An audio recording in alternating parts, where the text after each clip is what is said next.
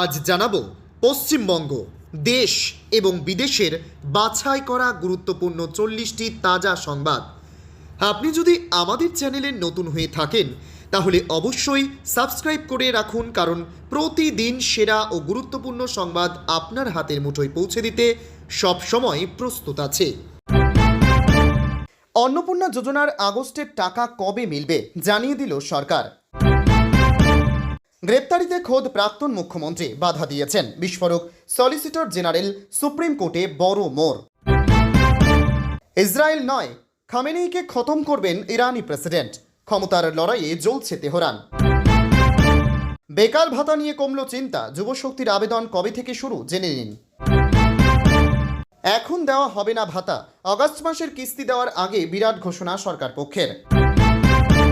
Pink card বানাতে কি কি ডকুমেন্ট লাগবে, মহিলাদের ফ্রি বাস সফর নিয়ে জারি নতুন নিয়ম। হাইকোর্টে চরম ধাক্কার পরই তোলপাড়, সব মামলা তোলো, মুখ্যমন্ত্রী শুভেন্দুর সাথে সেটিং করো, অভিষেককে নিয়ে মদন মিত্রের বিস্ফোরক দাবি। গ্যাসের সিলিন্ডারে ফের বড় ধাক্কা, মহার্ঘ হতে চলেছে রান্নার গ্যাস, জেনে নিন নতুন দাম। যারা লক্ষ্মীর ভাণ্ডারের টাকা পেতেন, অন্নপূর্ণা যোজনা নিয়ে বড় আপডেট দিলেন মন্ত্রী দিলীপ। লক্ষ্মীবারে এক ধাক্কায় অনেকটা বাড়ল সোনার দাম, 22 থেকে 24 ক্যারেট সোনা দেশের কোথায় কত দামে বিক্রি হচ্ছে জেনে নিন। তোলাবাজির মারাত্মক অভিযোগ, পুলিশের জালে এবার বিজেপি নেতা, দিলীপ শ্রমিকের বার্তার পরেই অ্যাকশনে শুভেন্দু সরকার। কতদিন সবাই বিচারের জন্য অপেক্ষা করবে, আরজিকর কাণ্ডের তদন্তে অসন্তুষ্ট হাইকোর্ট, প্রশ্নের মুখে সিবিআই। সামনে এলো পেট্রোল ও ডিজেলের নতুন দর, আপনার শহরের আজকের দাম জেনে নিন। ঘূর্ণাবর্তের জেরে বদলাচ্ছে আবহাওয়া, দক্ষিণে ভারী বৃষ্টি, উত্তরে জারি সতর্কতা। প্রিয় দর্শক, এতক্ষণ শুনছিলেন সংবাদ শিরোনাম, এবার আসছি বিস্তারিত খবরে। ভিডিওটি ভালো লাগলে লাইক করুন এবং আমাদের ইউটিউব চ্যানেলটি সাবস্ক্রাইব করে আমাদের সঙ্গে থাকুন। অন্নপূর্ণা যোজনার আগস্টের টাকা কবে মিলবে জানিয়ে দিল সরকার। অন্নপূর্ণা যোজনার আগস্ট মাসের কিস্তি নিয়ে অপেক্ষার অবসান। রাজ্য সরকার জানিয়েছে, যোগ্য উপভোক্তাদের 3000 টাকা সেপ্টেম্বর পর্যন্ত অপেক্ষা না করেই আগস্ট মাসের মধ্যেই দেওয়া হবে। ইতিমধ্যে আবেদনপত্র যাচাইয়ের কাজ চলছে এবং 15ই আগস্টের পর থেকেই ধাপে ধাপে উপভোক্তাদের ব্যাংক অ্যাকাউন্টে টাকা পাঠানো শুরু হবে। তবে ভুল তথ্য বা ভুয়ো আবেদন ধরা পড়লে সংশ্লিষ্ট আবেদন বাতিল করা হবে বলেও স্পষ্ট করেছে সরকার। তিনি বলেন, প্রকৃত উপভোক্তাদের হাতে যাতে সরকারি অনুদান পৌঁছায় তা নিশ্চিত করতেই আবেদনপত্রের বিস্তারিত যাচাই করা হচ্ছে। মন্ত্রী জানান, অনলাইন আবেদন জমা পড়ার পর বহু ক্ষেত্রে তথ্যগত অসঙ্গতি ধরা পড়েছে। এমনও অভিযোগ এসেছে, কেউ কেউ ইচ্ছাকৃতভাবে ভুল তথ্য দিয়ে আবেদন করেছেন। তার প্রশ্ন, উচ্চ মাধ্যমিক শিক্ষকের স্ত্রী ও আয়করদাতা পরিবারের সদস্যরা কেন অন্নপূর্ণা যোজনার সুবিধা পাবেন? সরকারের লক্ষ্য প্রকৃতভাবে আর্থিকভাবে পিছিয়ে থাকা মহিলাদের কাছেই এ প্রকল্পের সুবিধা পৌঁছে দেওয়া। দপ্তর সূত্রে জানা গিয়েছে, শুধু ইচ্ছাকৃত ভুল তথ্যই নয়, অনেক ক্ষেত্রে সাইবার ক্যাফের মাধ্যমে আবেদন করার সময়ও তথ্যগত ভুল হয়েছে। কারা প্রকৃত যোগ্য, কারা ভুল তথ্য দিয়েছেন এবং কোথায় প্রযুক্তিগত সমস্যা রয়েছে সবকিছু যাচাই করেই চূড়ান্ত অনুমোদন দেওয়া হবে। সরকারের বক্তব্য, অন্নপূর্ণা যোজনার অর্থ শুধুমাত্র যোগ্য উপভোক্তাদের কাছেই পৌঁছাবে। তাই যাচাই প্রক্রিয়া সম্পন্ন হওয়ার পর 15 আগস্টের পর থেকে ধাপে ধাপে উপভোক্তাদের ব্যাংক অ্যাকাউন্টে 3000 টাকা পাঠানো হবে। প্রশাসনের আশা, এই প্রক্রিয়ার মাধ্যমে প্রকৃত সুবিধাভোগীরা দ্রুত আর্থিক সহায়তা পাবেন এবং অযোগ্য আবেদনকারীদের বাদ দেওয়া সম্ভব হবে।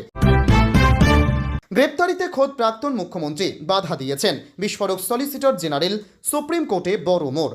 জমি দুর্নীতি মামলায় গ্রেপ্তারির চরম আশঙ্কা এড়িয়ে শেষ পর্যন্ত সুপ্রিম কোর্টের নির্দেশে সাময়িক স্বস্তি পেলেন সর্বভারতীয় তৃণমূল কংগ্রেসের সাধারণ সম্পাদক অভিষেক বন্দ্যোপাধ্যায়ের আপ্তসহায়ক সুমিত রায়। প্রধান বিচারপতি সূর্যকান্ত, বিচারপতি জয়মাল্য বাগচি এবং বিচারপতি ভি মোহনরার বিশেষ বেঞ্চ শর্ত সাপেক্ষে সুমিত রায়কে গ্রেপ্তারি থেকে অন্তর্বর্তীকালীন রক্ষা কবচ প্রদান করেছে।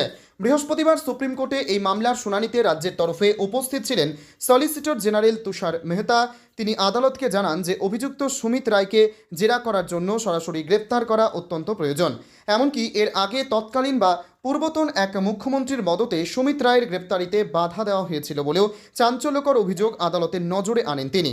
শুনানি চলাকালীন প্রধান বিচারপতি সূর্যকান্ত প্রশ্ন করেন যে পুলিশই কি মূল সমস্যার কারণ, এমনটাই কি বলতে চাওয়া হচ্ছে? এর জবাবে তুষার মেহতা জানান, উভয় পক্ষের সওয়াল জবাব শোনার পর সর্বোচ্চ আদালত নির্দেশ দেয় যে আবেদনকারী সুমিত রায়কে তদন্তে সমস্ত রকমভাবে সহযোগিতা করতে হবে এবং আপাতত তার গ্রেপ্তারির ওপর স্থগিতাদেশ বহাল থাকবে। হাইকোর্টে ধাক্কা ও সুপ্রিম কোর্টে শরণাপন্ন হওয়া। এর আগে জমি দুর্নীতি মামলায় আগাম রক্ষা কবচ পেতে কলকাতা হাইকোর্টের দ্বারস্থ হয়েছিলেন সুমিত রায়। গত সোমবার কলকাতা হাইকোর্টের বিচারপতি তীর্থঙ্কর ঘোষ তার সেই আগাম জামিনের আবেদন খারিজ করে দেন। তবে অন্য একটি চাকরি দুর্নীতির মামলায় শর্ত সাপেক্ষে তার আগাম জামিন মঞ্জুর করেছিলেন বিচারপতি। কিন্তু এই হাজিরা দিতে গেলেই জমি দুর্নীতি মামলার সূত্রে তাকে কেন্দ্রীয় এজেন্সি গ্রেপ্তার করতে পারে এই আশঙ্কায় শেষ পর্যন্ত সুপ্রিম কোর্টের দ্বারস্থ হন তিনি। শীর্ষ আদালতের এই অন্তর্বর্তী সুরক্ষায় আপাতত বড় স্বস্তি পেলেন অভিষেক ঘনিষ্ঠ সুমিত রায়। ইসরায়েল নয়, খামেনেইকেই খতম করবেন ইরানি প্রেসিডেন্ট। ক্ষমতার লড়াইয়ে জ্বলছে তেহরান। ইসরায়েল মার্কিন সংঘাত আবহেই এবার ইরানের অন্দরে দেখা দিয়েছে ক্ষমতার লড়াই। প্রেসিডেন্ট মাসুদ পেজেশকিয়ান এবং সর্বোচ্চ নেতা মুস্তাফা খামেনেইয়ের মধ্যে মতপার্থক্য ক্রমশ প্রকাশ্যে আসছে। সম্প্রতি শোনা গিয়েছিল পেজেশকিয়ানকে ইস্তফা দেওয়ার নির্দেশ দিয়েছেন খামেনেই, এমনকি সময়সীমাও নাকি বেঁধে দিয়েছেন। এই পরিস্থিতিতে ইরানি প্রেসিডেন্ট জানালেন খামেনেইয়ের সঙ্গে এখন যোগাযোগ করা যথেষ্ট কঠিন হয়ে গিয়েছে। তার এই মন্তব্যের পরই ওয়াকিবহল মহলের একাংশের বক্তব্য, ইসরায়েল নয়, খামেনেইকে খতম করবেন খোদ ইরানি প্রেসিডেন্ট। যদিও পেজেশকিয়ান প্রকাশ্যে সর্বোচ্চ নেতার সঙ্গে মতপার্থক্যের বিষয়টি স্বীকার করেননি। তার কথায়, আমরা আমাদের কার্যক্রম চালিয়ে যাচ্ছে। গত মাসে তার পিতার সে দিকে বিভিন্ন প্রতিবেদনে দাবি করা হয়েছে, বর্তমানে ক্ষমতার লড়াইয়ে জ্বলছে ইরান। দেশের শাসনভারকে কেন্দ্র করে তৈরি হয়েছে টানাপোড়েন। শেষকৃত্যের অনুষ্ঠানেও তাকে দেখা যায়নি। আমেরিকার সঙ্গে সংঘাত আবহে তার লোকচক্ষুর আড়ালে থাকার বিষয়টি নিয়ে ইরানের অন্যান্য শীর্ষস্থানীয় কর্মকর্তার সঙ্গে তার সম্পর্ক নিয়ে নানান জল্পনার জন্ম দিয়েছে। যদিও পেজেশকিয়ান দাবি করেছেন তার সঙ্গে খামেনেইয়ের সম্পর্ক সৌহার্দ্যপূর্ণ। বেকার ভাতা নিয়ে কমল চিন্তা। যুবশক্তির আবেদন কবে থেকে শুরু জেনে নিন। পালাবদলের পর রাজ্যের বেকার যুবদের জন্য যুবশক্তি ভরসা কার্ড প্রকল্পের ঘোষণা করেছে তৃণমূল সরকারের যুবসাথী প্রকল্পের জায়গায় নতুন এই প্রকল্প শুরু হতে চলেছে। এবার বেকার ভাতার আবেদন কবে থেকে শুরু হবে সেই নিয়ে সামনে এলো বিরাট আপডেট। রাজ্য বাজেটের পর মুখ্যমন্ত্রী শুভেন্দু অধিকারী জানিয়েছিলেন আগামী অক্টোবর মাস থেকে রাজ্যে যুবশক্তি ভরসা কার্ড চালু হবে। এবার সূত্র মারফত জানা গেল অক্টোবর থেকেই এই প্রকল্পের আবেদন শুরু হতে পারে। সেক্ষেত্রে নভেম্বর থেকে টাকা দিতে পারে রাজ্য সরকার। জানিয়ে রাখি, যুবশক্তি ভরসা কার্ড প্রকল্প নিয়ে বিস্তার চর্চা আলোচনা থাকলেও এখনও অবধি সরকারের তরফে কোনো বিজ্ঞপ্তি জারি হয়নি। রাজ্যের তরফে অফিসিয়াল আপডেট আসার পরেই আবেদনের দিনক্ষণ সম্বন্ধে নিশ্চিত হওয়া যাবে। এদিকে রাজ্য সরকারের তরফে আগেই জানানো হয়েছে, যুবশক্তির মাধ্যমে স্নাতক পাস কর্মহীন যুবক যুবতীদের মাসে মাসে ৩,০০০ টাকা ও অন্যান্য বেকার যুবক যুবতীদের মাসে মাসে ২,০০০ টাকা করে দেওয়া হবে। তবে এই প্রকল্পের সুবিধা পাওয়ার ক্ষেত্রে বেশ কিছু শর্ত রয়েছে। যুবশক্তি ভরসা কার্ড প্রকল্পের জন্য আবেদনকারী যুবক যুবতীকে অবশ্যই একজন ভারতীয় নাগরিক ও পশ্চিমবঙ্গের স্থায়ী বাসিন্দা হতে হবে। বয়স হতে হবে ২১ থেকে ৪০ বছরের মধ্যে। পাশাপাশি আবেদনকারীকে সম্পূর্ণ কর্মহীন হতে হবে সহ আরও একাধিক শর্ত রয়েছে। সেগুলি পূরণ করলেই টাকা দেবে সরকার। তৃণমূল আমলে রাজ্যের বেকার যুবক যুবতীদের জন্য যুবসাথী প্রকল্প চালু করা হয়েছিল। এর মাধ্যমে মাসে মাসে ১৫০০ টাকা করে দিত তৎকালীন সরকার। বিজেপি ক্ষমতায় আসতেই এ প্রকল্পের নাম বদল করে রাখা হয়েছে যুবশক্তি ভরসা কার্ড। সেই সঙ্গে বাড়ানো হয়েছে ভাতার পরিমাণ।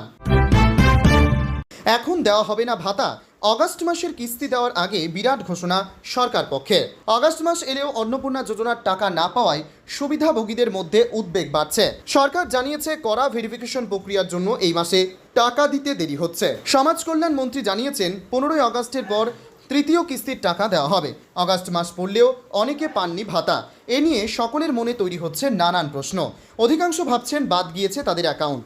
এমন সময় নয়া তথ্য এলো অন্নপূর্ণা ভাণ্ডার নিয়ে। বিজেপি সরকার ক্ষমতায় আসার পর সবথেকে চর্চিত বিষয় হলো অন্নপূর্ণা যোজনা। আগে চালু থাকা লক্ষ্মীর ভাণ্ডারের বদলে চালু হয়েছে অন্নপূর্ণা যোজনা। কিন্তু এই ভাতা পেতে গেলে নতুন করে করতে হয়েছে আবেদন, তারপর হয়েছে ভেরিফিকেশন। কেবল যোগ্য ব্যক্তিরাই পাচ্ছেন ভাতা। এবার এই অন্নপূর্ণা যোজনায় তৃতীয় কিস্তি নিয়ে সামনে এলো নয়া তথ্য। অগাস্ট পড়ে গেলেও এখনও মেলেনি অন্নপূর্ণা যোজনার টাকা। তবে কি ভাতা বন্ধ হয়ে গেল? এই প্রশ্ন সকলের মনে। এই সময় বিশেষ ঘোষণা করল সরকার। রাজ্যের সমাজ কল্যাণ মন্ত্রী মালতী রাভা রায় জানিয়েছেন চলতি মাসের অন্নপূর্ণা যোজনার টাকা ১৫ই আগস্টের পর দেওয়া হবে। অনেক অযোগ্যরা টাকা পাচ্ছেন, তাই সরকার কড়া ভেরিফিকেশন শুরু করেছে। চলছে ব্লক ভিত্তিক ভেরিফিকেশন, তাই চলতি মাসে দেরিতে ঢুকবে টাকা। এদিকে আগেই মুখ্যমন্ত্রী জানান ৩০ আগস্ট পর্যন্ত হবে ভেরিফিকেশন। এরপর সব দিক বিচার করে যোগ্য উপভোক্তাদের নির্বাচন করে টাকা দেওয়া হবে। অর্থাৎ অন্নপূর্ণা যোজনার তৃতীয় কিস্তির টাকা পেতে হলে আরও অপেক্ষা করতে হবে বলে জানা গিয়েছে।